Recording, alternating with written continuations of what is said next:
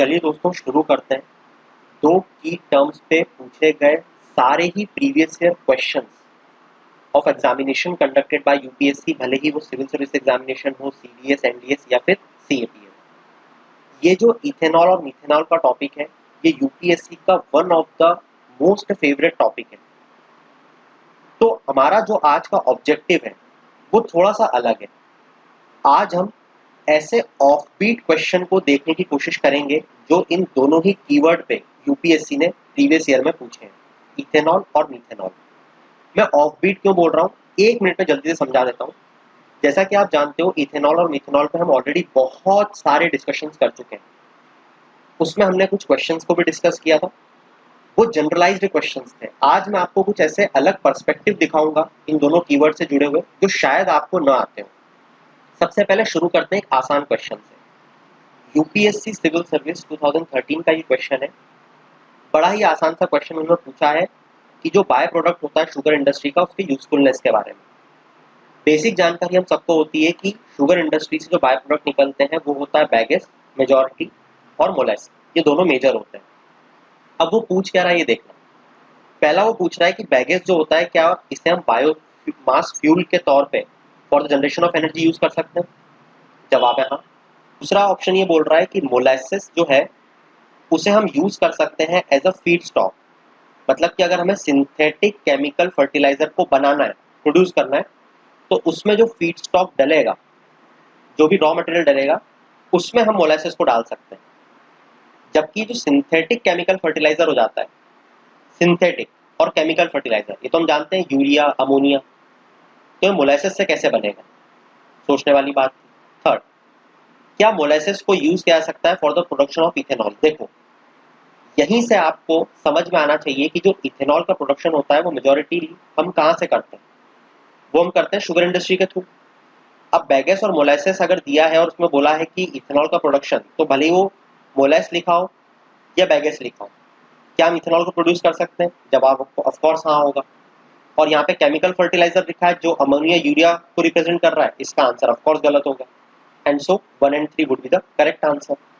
ये आपने अभी एक बहुत इंपॉर्टेंट और क्रूशियल चीज समझी शुगर इंडस्ट्री और इथेनॉल को लेकर।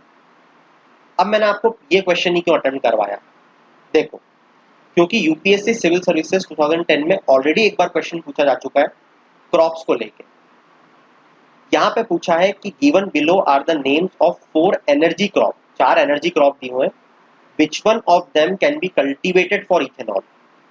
अब यहाँ पे शुगर केन नहीं दिए, ध्यान से देखो। यहाँ पे जेट्रोफा, मेज, कॉन्गेमिया, सनफ्लावर दिया हुआ है। तो अगर आपको इन 4 क्रॉप में से चुनने के लिए आएगा, तो आप इथेनॉल के लिए फिर किसको चुनोगे? समझ रहे हो आप? यहाँ पे मेजोरिटी ऑफ द स्टूडेंट खत्म हो जाएंगे, क्योंकि उन्होंने प्रीवियस क्वेश्चन पे कमांड नहीं की, मगर हम करके जाएंगे। तो हम यहाँ पे मेज को चुनेंगे, जिससे कि हम लोग इथेनॉल को प्रोड्यूस कर सकते हैं। क्लियर हो गई बात? चलो नेक्स्ट क्वेश्चन देखते हैं। अब नेक्स्ट क्वेश्चन उसका बिल्कुल उल्टा घुमाया होगा। यूपीएससी सीडीएस 2022 का ये क्वेश्चन है। वो क्या बोल रहा है ये छोड़ो अभी कि कितना परसेंट इथेनॉल ब्लेंडिंग हमने अचीव कर लिया, 10% से भी हम ज्यादा निकल गए। वो ये क्वेश्चन पूछ रहा है कि हमने इतना इथेनॉल ब्लेंडिंग अचीव कर लिया, इसके बेनिफिट क्या है, और इसका बेनिफिट सबसे ज्यादा किसको होगा? मेज फार्मिंग को, वाइन इंडस्ट्री को, शुगर इंडस्ट्री को, या कसावा प्लांटेशन को? अब देखने की कोशिश करना, यहाँ पे आपने अभी मेरे साथ 2 अलग चीजें पढ़ी, और ये तीसरा क्वेश्चन उससे बिल्कुल विपरीत है। पहला आपने पढ़ा शुगर इंडस्ट्री के बाय प्रोडक्ट, जहां पे अपने बैगेस, मोलेस, इथेनॉल के बारे में पढ़ा। यहां से शुगर इथेनॉल का उल्टा हो गया, क्योंकि शुगर केन था ही नहीं, यहाँ पे मेज लगाना पड़ गया, जिसको हम इथेनॉल के लिए उगाएंगे। और तीसरा फिर से उसने हमें दे दिया इंडस्ट्री के बारे में। अब यहाँ पे मेज फार्मिंग भी लिखा है, ये देखो ध्यान से। तो आप समझ रहे हो कि अगर आपने इन 2 क्वेश्चन को अटेम्प्ट किया तो आप कंफ्यूज हो जाओगे कि अब मैं मेज लगाऊं कि शुगर केन इंडस्ट्री लगाऊं। मगर जैसा कि हमने देखा, शुगर केन इंडस्ट्री से सबसे ज्यादा हम लोग इथेनॉल प्रोड्यूस करते हैं, तो यहाँ पे जो सबसे ज्यादा फायदा, सबसे ज्यादा सब्सिडी किसको मिलेगा? वो मिलेगा शुगर इंडस्ट्री को। क्लियर है? तो यहाँ पे sugar industry would be the correct answer. इस तरीके से आपको घुमाने की कोशिश की जा रही है, अपना पर्सपेक्टिव डेवलप करो। एक जगह आपको पूछा जा रहा है क्रॉप के बारे में कि भैया इनमें से किसको उगा लें हम लोग, उसमें मेज लगाना है। दूसरी तरफ पूछा जा रहा है बाय प्रोडक्ट के बारे में, तीसरी जगह पूछा जा रहा है किसी इंडस्ट्री को सस्ता फायदा मिलेगा। ठीक है, ये क्वेश्चन थोड़ा सा अलग है, इसको आखिरी में करेंगे। अगला क्वेश्चन देखो, एक और क्वेश्चन पूछा है। अब यहाँ पे पूछा है कि एलपीजी सिलेंडर में स्मेलिंग एजेंट के तौर पे, जिससे कि गैस लीकेज अगर होती है तो डिटेक्ट हो जाए, हम किसका यूज करते हैं।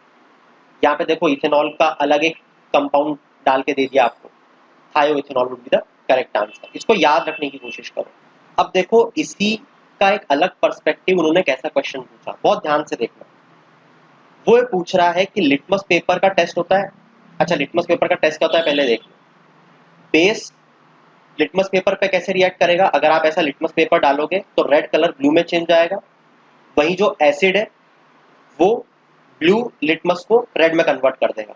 ठीक है, अब यहाँ पे देखो क्वेश्चन क्या पूछ रहा है कि इथेनॉल कैसे रिएक्ट करेगा लिटमस पेपर पे। अब वो आपसे आपका पर्सपेक्टिव जानने की कोशिश कर रहा है कि आप रेड टू ब्लू लगाओगे या ब्लू टू रेड लगाओगे। मगर अगर आप जानते हो कि इथेनॉल जो होता है वो न्यूट्रल होता है, तो आप समझ जाओगे कि लिटमस पेपर से वो रिएक्ट ही नहीं करेगा, ना एसिड है ना बेस है। तो लिटमस पेपर जो कि डिफरेंशिएट करने के लिए यूज किया जाता है एसिड और बेसिस को by changing colour, ethanol solution neutral है तो वो रिएक्ट नहीं करेगा। अब बिल्कुल ऐसा ही एक क्वेश्चन पूछा गया था यूपीएससी सीडीएस 2014 में, बहुत ध्यान से देखना। वो ये पूछ रहा है कि इनमें से कौन ब्लू लिटमस पेपर को रेड में चेंज करेगा। पहला है एसिड, दूसरा है बेस, तीसरा है कॉमन सॉल्ट। अब अभी हमने देखा कि ब्लू को रेड में कौन करेगा, एसिड, न कि बेस, तो बेस सॉल्यूशन हट गया और आ गया कॉमन सॉल्ट सॉल्यूशन जो कि न्यूट्रल होता है, NaCl। ये बेसिक कुछ चीज अगर पता होती तो ये क्वेश्चन सॉल्व होता है। ठीक है, तो ये सिमिलर क्वेश्चन हमें लिटमस पेपर पे देखने को मिल रहा है। अगला क्वेश्चन देखो, ये बात आप जानते हो कि हमारी जो गवर्नमेंट है वो क्यों ऑयल मार्केटिंग कंपनीज को ब्लेंड करने के लिए मजबूर कर रही है, मगर इसका फायदा क्या क्या हो सकता है, क्या क्या कॉन्सिक्वेंसेस है। यूपीएससी सीडीएस 2013 में क्वेश्चन पूछा गया था, क्या हमारा फॉसिल फ्यूल का डिपेंडेंस कम होगा। क्या आप ये बात जानते हो कि ऑयल मेजरली हम लोग इंपोर्ट करते हैं। क्या आप ये बात जानते हो कि फॉरेस्ट रिजर्व से पैसा जाता है, मतलब कि इंपोर्ट बिल जितना ज्यादा होता है, जितना तेल हम बाहर से इंपोर्ट करेंगे उतना इंपोर्ट बिल बढ़ेगा, उतना फॉरेस्ट रिजर्व देश से जाएगा। तो अगर हम ब्लेंडिंग को बढ़ाते हैं तो क्या भारत की डिपेंडेंस फॉसिल ऑयल पे कम होगी और इंपोर्ट बिल जो फ्यूल का होता है वो कम होगा। बहुत ही आसान है, इसमें चैट सेक्शन में अपना जवाब बताना जरूर इस पर्टिकुलर क्वेश्चन का। ठीक है, देखो उन्होंने बायो को कैसे कनेक्ट किया है।